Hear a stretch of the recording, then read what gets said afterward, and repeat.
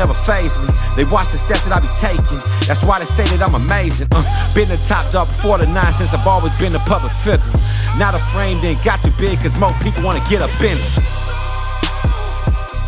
Welcome back to the show, everybody. I'm your host, John Madsen. This is The Show. I'm excited to be with you today on this Monday morning. I'm going to put a lot of effort into YouTube coming up. On one hand, it's somewhat discouraging, and maybe y'all feel me on this, but back in the day, I started this podcast, and it was probably, I don't know if I'm going on year 3 or 4. This episode is going to be 250 something. And the very first year I did it, we did 2 episodes a week, pretty much never missed. And then the next 2 years was 1 episode a week. And so now we're here. But I remember coming out with the first episode.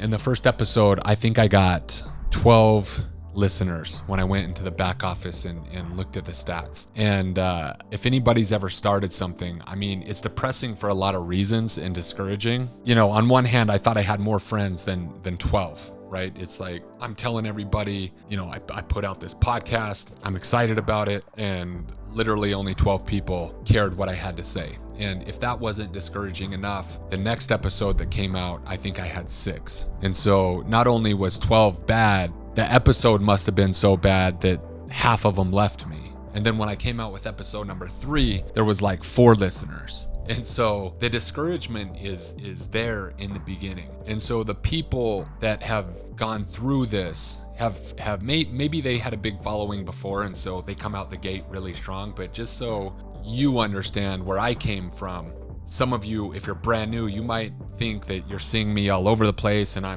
mean, maybe you've seen my Facebook ads and this, and someone shared the show, and the show isn't incredibly big, but we have a lot of listeners now. It wasn't like that in the beginning, is what I'm saying. And so I still had like the enemy's words of discouragement when I started. It's like, nobody cares what you have to say. Who are you to think that you're gonna, you know, have a platform to teach people anything? What have you really done? And so all the things that go through your mind, it's like I had the enemy whispering in my ear too. And so the reason I'm telling you this is because one of my mentors is like, John, like if you want to grow, man, like you gotta get on YouTube. You have no presence on YouTube.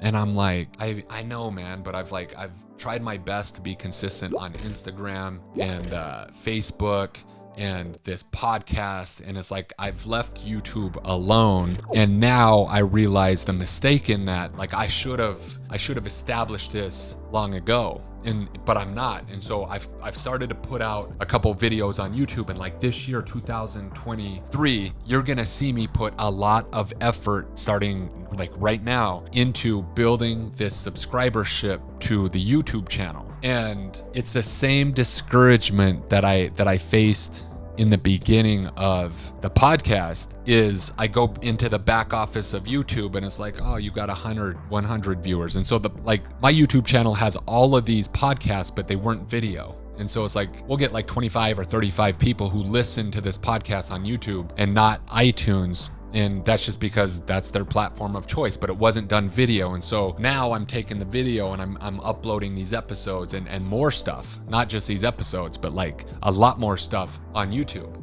And so I'll like download a video, and it'll be like 25 people viewed it, or 45 people, or 99 people. And it's like, damn, man, like this is going to take the same amount of effort as building the podcast. It's the same mentality of perseverance. And on one hand, it's discouraging because I just wish that it was bigger, because that would make my life easier and you know, it'd be dope. But on the other hand, it makes me excited because most people are mediocre. And most people don't have persistence, and most people don't have a muscle that is the finish muscle. Most people will get discouraged and listen to the enemy's lies and just quit after 10 episodes or 10 months. And it's like the one thing that I have that is a superpower of mine that has been like that for a long time is maybe I'm just too stubborn to quit. And so just like the podcast, when I was discouraged, it's like one day I'll be there. And it's like the time passes anyways. If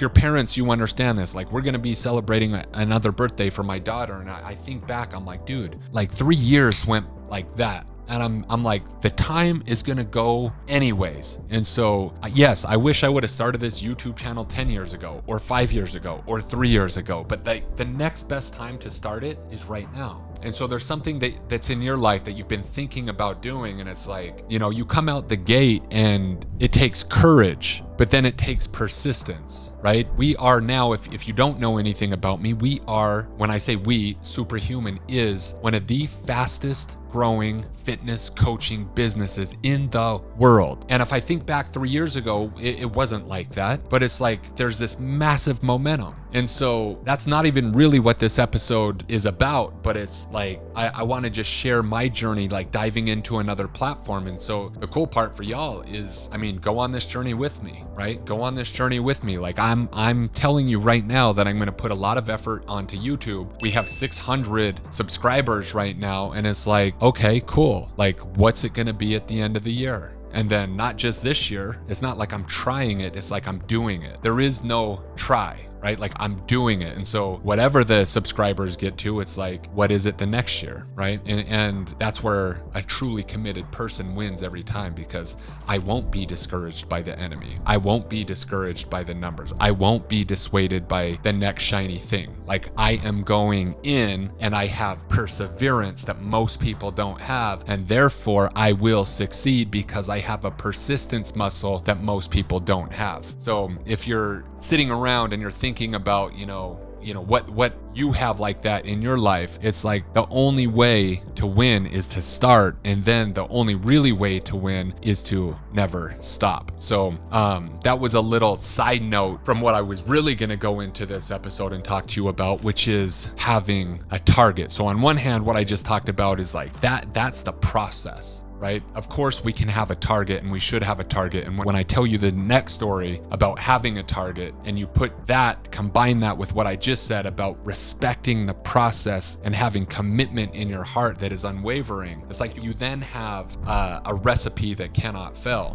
And so there was this study that was super interesting to me, okay? And really what the researcher wanted to know was, is it possible for a person to give more than 100%? Think about this. Can you give more than 100%? And I'll tell you how this study ended up, but that wasn't the coolest part about it for me. The coolest part was how powerful having a target was. And so I'm going to share this story, and then I'm going to try to help you apply it to certain areas for you, because when I do these shows, like if it doesn't hit for you and I don't make it real for you, it's just me talking about, stuff. So they needed to find a guy who was like tough, who wasn't going to quit, who had that perseverance. And so they found a Marine who had ran 21 marathons. So this dude was trained and he was tough and he was up for the challenge. And so essentially there was 5-week study where they were going to put him on a treadmill, ramp the incline up to an excruciating incline. And his job was simple: walk until you can't walk anymore and see how far you can walk. I need you to give 100%. And so this guy on week 1, he goes in and he essentially walked for 27 minutes until he had to crawl out of there. Interestingly though, the researcher told him and lied to him and said he got 28. And then all week he was told to focus on getting past 28 minutes. Week 2, they gave him a clock, and so in his mind, he's like, I will go 28 minutes. Like that, there's no question about it. And so he got to 28 minutes and 10 seconds. So in his mind, he thought he got 10 seconds more than he got before, and he couldn't go any longer. But he essentially got 70 seconds longer because he really only walked 27 minutes the first week, and then he just did 28:10. So with an actual target, he was able to essentially go past where he thought was possible for him. Week 3, there was no clock. And so he got there, he was excited to beat 28 minutes and 10 seconds, but he gets there week 3 and there's no clock. And he goes as long as he possibly can, and he gets 26 minutes. And he gets off the treadmill after he's done like almost dying, and he says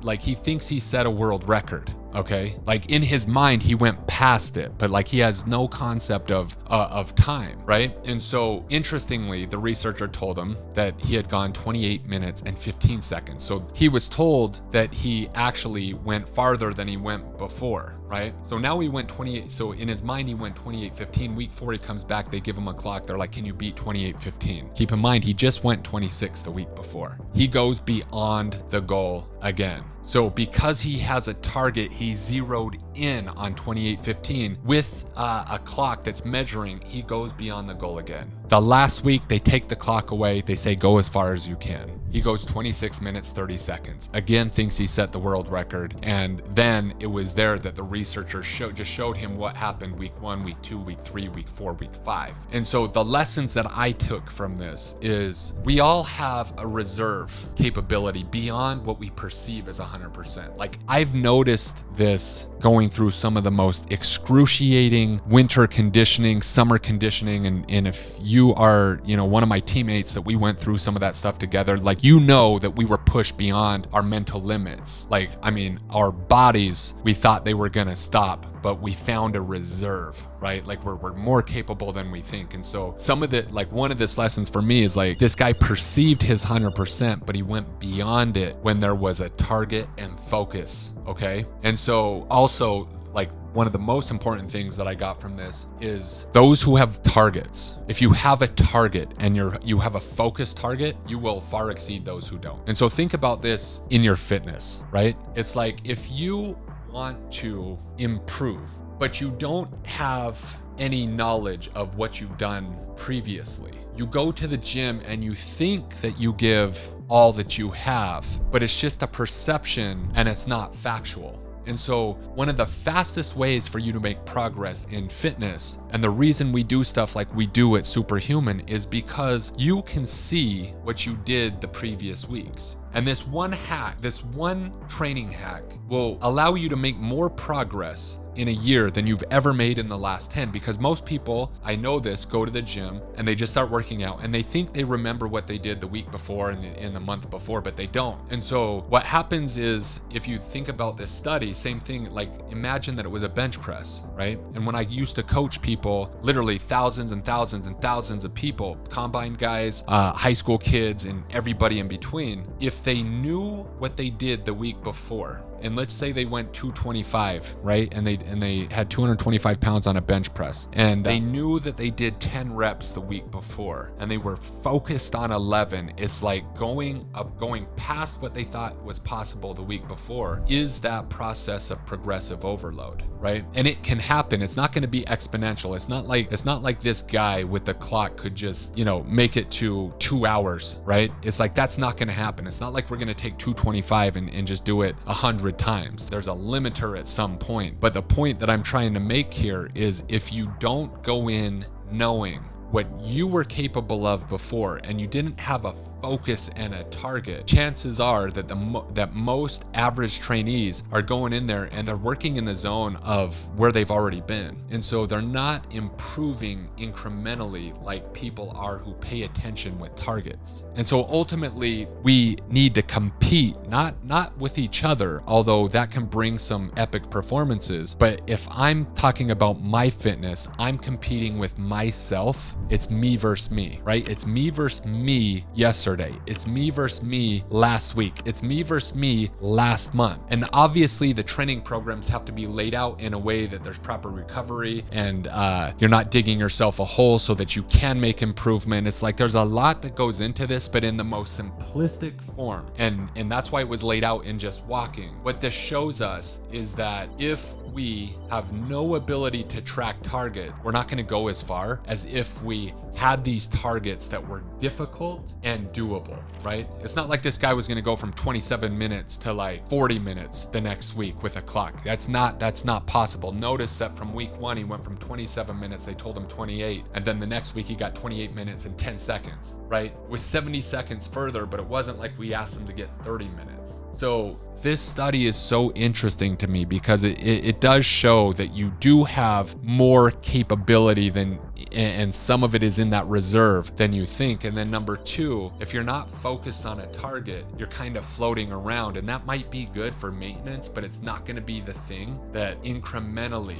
little by little, you start to beat your personal best over and over and over again. And that's how you increase fitness. That's how you increase your capacity. It's also how you increase your muscle mass. It's how you increase your body composition. Those targets are very, very, very important. And so I think that this is a powerful way for you to understand, like, how do I make that incremental progress in my fitness? How do I make that incremental progress in my business, right? I just went and got mentored by a company that did 200 million in fitness. And the attention to details on the numbers was so exceedingly beyond like my current understanding. And now I'm getting mentored by them. It's the same thing. It's like what doesn't get measured doesn't matter. And so like you got to make these measurables matter when it comes to your fitness. You got to make these measurables matter when it comes to your business. And so we have to understand that it's not just about going and doing your best, because what this Marine did was he thought that he was giving his best, but when he didn't have the clock and he didn't have the number, his best was literally 2 minutes less than his personal best. And he felt like he set a world record. So the feeling isn't the important thing. It's the target will take you further. And so don't forget this message. And I want you this week to like literally think about how today's message, there's basically two messages in this episode. The first one was about the beginning of a new process and how persistence and perseverance, regardless of the disappointment and the doubt, is going to be the thing that ultimately separates winners from losers. And then number two, if you want to go from good to great, what are you measuring? And do you actually have a tangible target? And are you focused on it? And if you do, you will go further than those who don't. We'll see you next week.